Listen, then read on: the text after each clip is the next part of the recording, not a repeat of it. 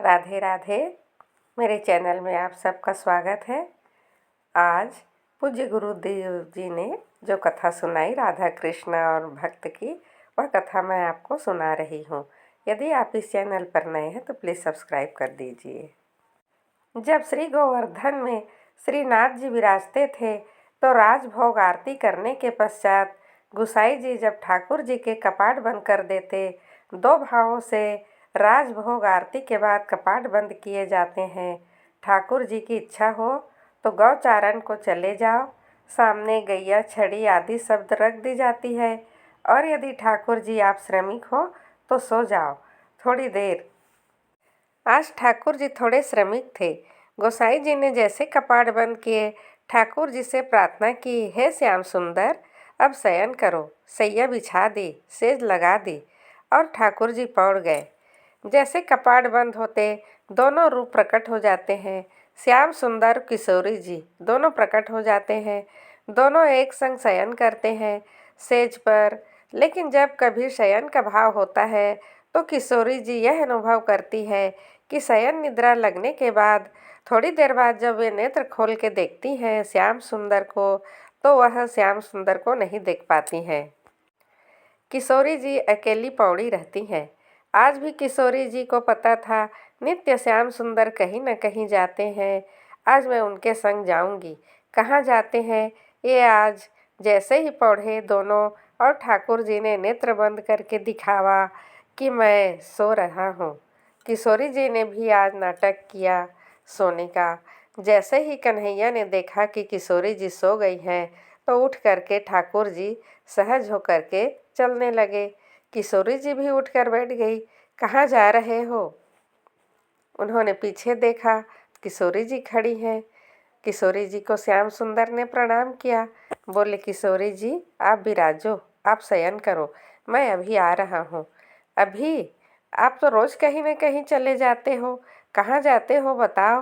ठाकुर जी बोले, एक भक्त है, उससे मिलने जा रहा हूँ। कौन भक्त है?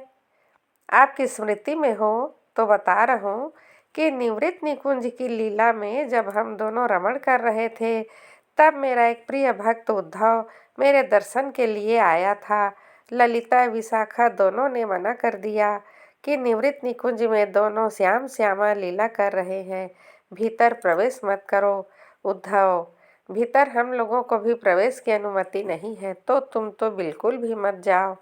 लेकिन उद्धव ने उनकी बात नहीं मानी और उद्धव भीतर प्रवेश कर गए। जैसे उद्धव प्रवेश किए तो ललिता विशाखा में से किसी एक ने श्री उद्धव जी को श्राप दे दिया, तुम हट करके भीतर जा रहे हो ना, हमारी बात नहीं मान रहे हो। निवृत्त निकुंज, यहाँ पर कोई प्रवेश नहीं कर सकता, केवल श्याम और किशोरी जी ही रहते हैं। तुम हठपूर्वक भीतर प्रवेश कर रहे हो, हम श्राप देती हैं, तुम नेत्रहीन हो जाओ, तुमको भीतर कुछ नहीं दिखेगा। भीतर जब उद्धव जी पहुँचे, कुछ नहीं दिखा। ठाकुर जी बोल रहे, अरे उद्धव, तुम कैसे आए? आओ विराजो। उद्धव जी बोले, लाल जी आप कहाँ हो? बोले, मैं यहीं तो तुम्हारे सामने बैठा हूँ। उद्धव जी बोले, लेकिन मुझे तो दिखाई ही नहीं दे रहे हो भगवान। किशोरी जी बोली, अरे उद्धव इधर देखो ना, हम सामने तो बैठे हैं, तुम्हारे ही तो सामने हैं। उद्धव जी ने खूब प्रयास किया लेकिन ठाकुर जी नहीं दिखे। यमुना जल से जाकर नेत्र का प्रक्षालन किया लेकिन फिर भी ठाकुर जी का दर्शन नहीं हुआ। तब ठाकुर जी उद्धव जी को लेकर बाहर आए। विशाखा से पूछा, उद्धव को दर्शन क्यों नहीं हो रहा है? विशाखा ने बताया, हमने श्राप दिया है, निवृत्त निकुंज में बिना आज्ञा के प्रवेश कर रहे थे, इसलिए श्राप दिया है कि देख नहीं पाएंगे। उद्धव जी चरणन में गिर गए, भगवान मैं आपके दर्शन के बिना कैसे जीऊँ? ठाकुर जी बोले, उद्धव तुम चिंता मत करो, अब कली काल में मैं और किशोरी जी दोनों धराधाम पर लीला के लिए विराजे हैं और वह लीला का दर्शन सबको न हुए। कुछ प्रेमी जन कोई नहीं कर पाया, उन प्रेमी में तुम अग्रगण्य होगे। तुम मेरे प्रिय भक्त सूरदास बन करके इस धराधाम पर विराजोगे और श्री उद्धव जी महाराज ही सूरदास जी के रूप में पधारे। उस दिन से सूरदास जी शरणागत भय श्रीमद वल्लभाचार्य जी के वादन से नित्य राजभोग के बाद ठाकुर जी चले जाते थे सूरदास जी की कुटिया में। वहाँ बैठ कर के सूरदास के सुंदर भगवान भजन को श्रवण करते। मेरा प्रिय उद्धव, ठाकुर जी बोले, मैं वहीं जा रहा हूँ किशोरी जी। किशोरी जी बोली, मैं भी चलूँगी संग में, आप अकेले नहीं जाओगे, और यदि आप अकेले गए, मुझे लेकर नहीं गए, तो आज मैं गुस्सा जाऊँगी, आपकी शिकायत कर दूँगी। ठाकुर जी, जब घर में विराजते हो ना, सेवा में विराजते हो, अपने अर्चक से थोड़ा भय खाते हो। मेरी तो खूब लड़ाई हो जाती है। कभी श्रृंगार में अगर विक्षेप हो रहे हैं तो कोई बात हो तो मैं डांट फटकार दूंगी खूब। अरे नेह भी तो लड़ा रहे हैं, डांटने का अधिकार भी तो है। डांटने का अधिकार भी उसी को है जो प्रेम से चर्चा करे। हम सुख का विचार करते हैं, यही हमारी डांट है। माता पिता तो ऐसा ही करते हैं। ठाकुर जी की सेवा में 2-3 विषयों का भाव रखना होता है। एक तो मोर छड़ है। ये जो अल्लाह बल्ला को नहीं लगे, मोर छड़ क्यों होती है? मोर छड़ के भीतर जो मयूर पंख है, जब वह हिलते हैं तो ठाकुर जी उनको देखने में व्यस्त हो जाते हैं, और यशोदा मैया इतने में आरती उतार देती है। नहीं तो छोटे बालक की मैया जब नज़र उतारे तो बालक कहाँ रुकते हैं, कभी यहाँ भागते हैं, कभी वहाँ भागते हैं। मोर छड़ का यही भाव है, ताकि ठाकुर जी का ध्यान उसमें केंद्रित हो जाए, ठाकुर जी मुस्कुराते रहे और यशोदा मैया उनकी आरती करती रहे। ऐसे ही प्रत्येक भाव में जब श्रृंगार करते हैं तो ठाकुर जी के सम्मुख कुछ भोजन के पदार्थ रख देते हैं, कुछ खिलौना रख देते हैं। हमारे बाल भाव में ऐसी सेवा है, ठाकुर जी के पास में कुछ खिलौना रख दो, कुछ भोजन के पदार्थ रख दो, फिर श्रृंगार करो। ठाकुर जी फिर श्रृंगार करेंगे, नहीं तो अपना बार बार मुकुट गिरा देंगे, बार बार माला गिरा देते हैं। यह सब नहीं होगा। ठाकुर जी सहज श्रृंगार करवा लेंगे। लेकिन कई बार ऐसा होता है कि खूब सारे खिलौने धर दिए जाते हैं, खूब सामग्री धर दी जाती है, लेकिन ठाकुर जी फिर भी श्रृंगार नहीं करने देते हैं। उनका ध्यान भटका के काम करना चाहिए। मोर पंख लगा के मुकुट धरा के चले जाएं। पूरे दिन सर में कितना दर्द हो तो क्या पता, उठा उठा के फेंके। प्रेम भाव से कभी कभी ठाकुर जी को डांटा भी जाए तो कोई दोष नहीं होता। यह भी तो प्रेम है। प्रेम करने वाला ही तो डांट सकता है, प्रेम करने वाला ही तो तेज आवाज़ में बोल सकता है। किशोरी जी बोली, मैं गोसाई जी से शिकायत कर दूंगी तुम्हारी। ठाकुर जी बोले, गोसाई जी से मत कहना, बहुत डांट पड़ेगी। फिर अच्छा चलो सुनो, शांत बैठी हो, और तुरंत जाएंगे, तुरंत आ जाएंगे। ठीक है। किशोरी जी को संग लेकर के ठाकुर जी पहुँचे कुटिया में। सूरदास जी बैठे और सूरदास जी बैठ कर के ठाकुर जी के भाव से भजन गा रहे थे। श्याम सुंदर किशोरी जी दोनों कुटिया के एक कोने में बैठ कर के सूरदास जी को श्रवण कर रहे हैं। सूरदास जी भाव विभोर हो करके गान करते जा रहे हैं। एक के बाद एक सुंदर सुंदर पदों का, एक के बाद एक सुंदर सुंदर भावों का गान कर रहे हैं। ठाकुर जी श्रवण करके आनंदित हो रहे हैं, लेकिन किशोरी जी तो भाव विभोर हो रही हैं। ठाकुर जी से बोली, इसको नेत्र दे दो। ठाकुर जी बोले, मैं पहले ही मना कर रहा था, कुछ नहीं करूँगा, केवल सुनो। सिर्फ सुन के वापस आना है, और आप ये कहोगी कि नेत्र दे दो, ये कर दो, वो कर दो। किशोरी जी बोली, बहुत निष्ठुर हो तुम। कितने सुंदर भाव से वह भजन गा रहा है, उस पर आप कृपा नहीं कर सकते हो। नेत्र देने में क्या बुराई है? ठाकुर जी बोले, मुझे जब देना होगा मैं दे दूंगा। मुझे सूरदास ऐसे ही प्रिय है।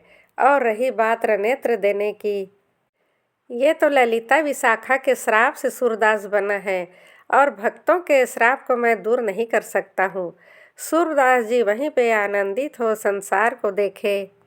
जैसे चल रहा है ठीक है, ऐसे ही रहने दो। कृष्ण जी ने कहा कि सूरदास इसी में आनंदित है। यदि यह संसार को देखेगा, संसार के मोह से आकृष्ट हो जाएगा, तो इतने सुंदर भाव से मेरा भजन नहीं गा सकेगा। इसको नेत्र ना दूंगा। किशोरी जी बोली, कुछ तो कृपा करो। किशोरी जी बोली, कुछ तो कृपा करो, नेत्र नहीं दे रहे हो तो अपना आलिंगन दे दो, अपना स्पर्श दे दो। कृष्ण जी बोले, इतनी जोर के बाबा मुझे पकड़ेंगे, मैं आलिंगन दूंगा तो कि छोड़ने से भी नहीं छोड़ेंगे, जाने नहीं देंगे। गोसाई जी उधर मंदिर खोलेंगे, हम दोनों नहीं मिलेंगे, फिर क्या होगा? किशोरी जी बोली, हर चीज़ के लिए मना कर रहे हो, नेत्र देने के लिए मना कर रहे हो, आलिंगन के लिए मना कर रहे हो। कम से कम इन्हें आभास करा दो कि हम दोनों यहाँ बैठे हैं। किशोरी जी बैठी हैं, श्याम सुंदर जी बैठे हैं, कितना सुख मिलेगा सूरदास जी को। श्याम सुंदर बोले, नहीं नहीं, ये विरह में है, इसलिए इतने भाव से भजन गा रहा है। जब इन्हें पता चल जाएगा ना कि श्याम सुंदर किशोरी जी आए हैं तो इसका विरह नष्ट हो जाएगा, और विरह में नहीं रहेगा तो इतना सुंदर भजन नहीं गाएगा, फिर मुझे कैसे ये सुख मिलेगा। किशोरी जी बोली, बहुत निष्ठुर हो, कोई भी कृपा कैसे भी हो नहीं कर रहे हो। लेकिन किशोरी जी के नए मन में सोचा कि मुझे तो कृपा करनी है, कुछ तो मैं करके ही जाऊंगी। इतने में सूरदास जी ने अपनी लाठी उठाई और कुटिया से बाहर निकलने लगे। जैसे ही जाने लगे, ठाकुर जी बोले, चलो श्यामा जू, अब थोड़ी देर उत्थापन होने वाला है मंदिर में, हम चलकर सहज हो जाएं। किशोरी जी बोली, चलो साथ में थोड़ी दूर, नेत्रहीन है, कहीं गिर गिरा जाएंगे तो। श्याम सुंदर बोले, वो तो रोज जाते हैं, चलो हम चले। किशोरी जी बोली, अब मैं आई हूँ तो थोड़ी देर रहने दो ना, अभी उत्थापन में थोड़ा समय है। सूरदास जी के पीछे पीछे किशोरी जी श्याम सुंदर दोनों जाने लगे। आगे गहरा गड्ढा था, सूरदास जी उसकी ओर आगे बढ़ने लगे। किशोरी जी भागी, ठाकुर जी ने हाथ पकड़ लिया, बोले, सूरदास नहीं गिरेगा, जो होगा सब उचित होगा, आप श्रम मत करो, आप जबरदस्ती मत करो। और देखते ही सूरदास जी फिसल गए, रपट के नीचे चले गए। अब जैसे ही नीचे गिरे तो ठाकुर जी ने किशोरी जी को, अब चलो यहाँ से, अब ये मदद के लिए चिल्लावेंगे, लोग आवेंगे और हमको देख लेंगे, उत्थापन का समय हो गया है, लोग हमारे दर्शन को आने लग गए हैं। किशोरी जी बोली, नहीं, पहले इन्हें गड्ढे से बाहर निकालो तभी हम जाएंगे। ठाकुर जी बोले, आप मानती क्यों नहीं हो, सूरदास जी को रहने दो वहीं पर। किशोरी जी बोली, या तो यह करो, नहीं तो मैं यहीं बैठी रह जाऊंगी, तुम अकेले जाओ। ठाकुर जी बोली, इसी के लिए मैं साथ में नहीं ला रहा था आपको, तुम मानोगी नहीं, बताओ क्या करूं। अपनी काली कमरी उतारो, उसे नीचे डालो। सूरदास जी को बोलो, काली कमरी पकड़ के ऊपर आ जाए, स्पर्श करने को नहीं कह रही हूँ, बस काली कमली लटका दो, जैसे ही बाबा ऊपर आ जाए हम दोनों चले जाएंगे। ठाकुर जी बोले, ठीक है। नीचे अपनी काली कमली लटका कर आवाज़ दी, बाबा, ओ बाबा। जैसे सूरदास जी ने बाबा शब्द सुना, रोम रोम नृत्य करने लगे। बोले, यह स्वर साधारण मानव का नहीं है, यह स्वर साधारण जीव का नहीं हो सकता है। स्वर को सुन के रोम रोम प्रफुल्लित हो गया, स्वर को सुन के मन रूपी मयूर नृत्य करने लगा, स्वर को सुन के नेत्र अश्रुपात होने लगा। यह स्वर को सुन के हाथ कंपित हो रहे हैं। सामान्य मानव का सर नहीं हो सकता है यह। भैया कौन बुला रहा है? अरे बाबा, मैं यही पास के गांव का हूँ। आप गिर गए हो, नीचे आपकी सहायता करने आया हूँ बाबा। अच्छा भैया, कैसे निकालेगा? मैंने अपनी काली कमलिया इसमें डाल दी है, आप उसको पकड़ के ऊपर चढ़ जाओ, मैं खींच लूँगा। सूरदास जी बोले, हाँ भैया, कहाँ है? इतने में सूरदास जी जैसे ही ठाकुर जी का पटका पकड़े, पटका से आ रही इत्र की सुगंधी, अरे ये तो वही इत्र की सुगंधी है जो श्रृंगार दर्शन के समय गोसाई जी ने इत्र प्रदान किया है। यह तो वही इत्र है। सूरदास जी मन ही मन प्रफुल्लित हो गए, बोले, ओहो, यह तो निश्चित है श्याम सुंदर पधारे हैं। जैसे ही सूरदास जी ऊपर चढ़ने लगे, अकेले कन्हैया पर खींचे। ठाकुर जी की कमर पकड़ के किशोरी जी खींच रही हैं। किशोरी जी यही तो चाहती थी, कैसे भी हो करके कृपा करे। जैसे ही खींच करके ऊपर लाए, जैसे ही बाहर निकले सूरदास जी ने सूरदास जी बोले, बेटा आज मत चूक जाना, बहुत बरस हो गए चुकते हुए, आज मत चूक जाना, पकड़ लो दोनों को। जैसे ही आए हैं, जैसे बाहर निकले, सूरदास जी ने ऐसी स्वयं को ठोकर लगाई कि ठोकर लगते ही गिर गए। जैसे ही गिरे ठाकुर जी तो पीछे हट गए, लेकिन किशोरी जी के दोनों चरण सूरदास जी के हाथों में आ गए। जैसे ही दोनों चरण सूरदास जी के हाथ में आए, उन्होंने कस के दोनों चरण पकड़ लिए। अब किशोरी जी को ठाकुर जी बोले, जल्दी भागो, पकड़ लेगा। जैसे ही पांव छुड़ा के किशोरी जी भागी, किशोरी जी की एक पाजेब सूरदास जी के हाथ में रह गई। तुरंत काख में दबाई, बस मन ही मन बड़े प्रसन्न रहे। बोले, इतना ही सही बहुत है, कुछ तो है मेरे पास, कभी तो आएंगे लेने। जैसे ही दौड़े दोनों, किशोरी जी चली, श्याम सुंदर मुस्कुराने लगे। मेरी एक पायल की आवाज़ नहीं आ रही है। जैसे अपने चरण को देखे बोले, अरे मेरी पाजेब तो वहीं रह गई है, मेरी पायल रह गई है।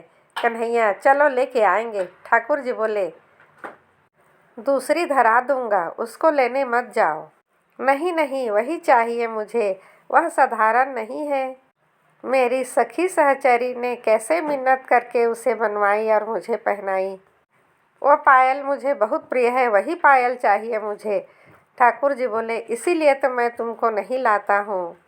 थोड़ी देर में हमें मंदिर पहुँचना है, हमको सहज होना है, दर्शनार्थी दर्शन के लिए पधारने वाले हैं। किशोरी जी बोली, नहीं, मुझे वही पाजेब चाहिए।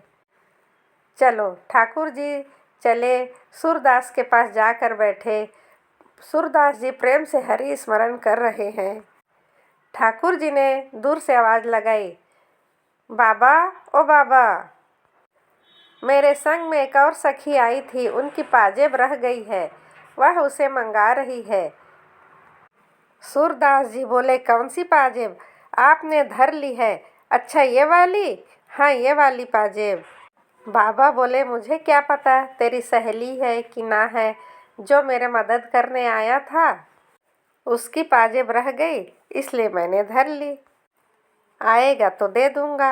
अब मुझे क्या पता जिसने मदद करी वो तू ही है, मुझे दिखता तो नहीं है। ठाकुर जी बोले, अरे बाबा, मैं ही हूँ, मैं ही मदद करने आया था। सूरदास जी बोले, मैं नहीं जानता भैया, जिसने मदद करी वो आ गया तो मेरी पाजेब दे दो, मैं तो दुविधा में पड़ जाऊंगा। मुझे तो पता नहीं है किसने मदद की है। ठाकुर जी बोले, बाबा ये सब छोड़ो, कैसे में दोगे? बाबा बोले, ऐसे में दूंगा। एक पाजेब मेरे पास है, एक पाजेब तुम्हारे पास होगी, दोनों की पहचान करा दो। बाबा बोले, ऐसे दूंगा, जिसकी पाजेब है वो मेरे घुटने पे पाँव रखे, मैं पाजेब पहचान लूँगा और अनुभव कर लूँगा। जैसे ही अनुभव हो जाएगा दूसरी पायल दे दूँगा। श्याम सुंदर बोले, नहीं किशोरी जी, यह नहीं करना है। किशोरी जी बोली, चुप रहो, मैं जा रही हूँ। किशोरी जी आगे बढ़ती जा रही हैं। जैसे ही पाँव धरने वाली थी, ठाकुर जी बोले, मत जाओ, बाबा पकड़ लेंगे, पकड़ने दो आज तो। जैसे ही किशोरी जी समीप गई, अपने चरण सूरदास जी के हस्त कमल पर रखा। सूरदास जी ने जैसे ही स्पर्श किया, चरण को स्पर्श करके अनुभव किया। दूसरा चरण दो, दूसरे चरण लेकर सूरदास जी ने अपने हाथों से पाजेब पहनाया। दोनों चरण पकड़ के और अपने हृदय पर रख के बोले, अब कहीं नहीं जाओगे, अब नहीं छोड़ूंगा, अब यहीं रहोगे, मेरे पास ही रहोगे, मेरे संग ही रहोगे, और जाओगे तो मुझको संग लेकर जाओगे। मैं जानता हूँ आप कौन हो। ठाकुर जी बोले, किशोरी जी, मैं पहले ही कह रहा था, बाबा नहीं मानेंगे, पकड़ लेंगे। किशोरी जी के नेत्र सजल हो गए। किशोरी जी बोली, अब बाबा का समय आ गया है, लाल जी इनको दर्शन दे दो। ठाकुर जी सम्मुख गए, बोले, बाबा क्या चाहिए? बोले, कुछ नहीं चाहिए, केवल हरि दर्शन की प्यासी अखियाँ, बस आप दोनों के युगल स्वरूप का दर्शन करवा दो, मेरा जीवन इसी में आनंदित हो जाएगा। श्याम सुंदर जी ने अपने हाथ से जैसे ही सूरदास जी के नेत्र को स्पर्श किया, बोले, बाबा नेत्र खोल करके देखो, जैसे ही सूरदास जी ने नेत्र खोले, सामने युगल स्वरूप खड़े थे। सूरदास पर कृपा करने के लिए दोनों श्याम श्यामा खड़े हैं, मंगल दर्शन प्रदान कर रहे हैं। सूरदास जी एक एक अंग का दर्शन कर रहे हैं, आनंदित हो रहे हैं, नृत्य कर रहे हैं, झूम रहे हैं, गा रहे हैं, बार बार प्रणतिपात निवेदन करके प्रणाम कर रहे हैं। ऐसा सुंदर युगल स्वरूप का दर्शन करके सूरदास जी आनंदित हो गए। दोनों ने से कही, अपने वरद हस्त मेरे सिर पर रख दो, चरण रज मेरे माथे से लगा दो, मुझ पर कृपा कर दो। क्या कृपा करें, कर तो दी, दर्शन तो दे दिए। सूरदास जी बोले, नहीं, मुझे फिर से नेत्रहीन बना दो। जिन नैनों में आप बस गए, उन नैनों से मैं दुनिया को नहीं देखना चाहूँगा। आप कृपा करके मुझे फिर से नेत्रहीन बना दो। ऐसी करुणामयी है श्री किशोरी जी। राधे राधे। आप इस चैनल पर नए हैं तो प्लीज़ सब्सक्राइब कर दीजिए, लाइक कर दीजिए। इसी तरह की भक्ति कहानियाँ सुनने के लिए मेरे साथ बने रहिए। आपका दिन शुभ हो, मंगलमय हो। आप सदा हंसते रहिए, मुस्कुराते रहिए। राधे राधे। धन्यवाद।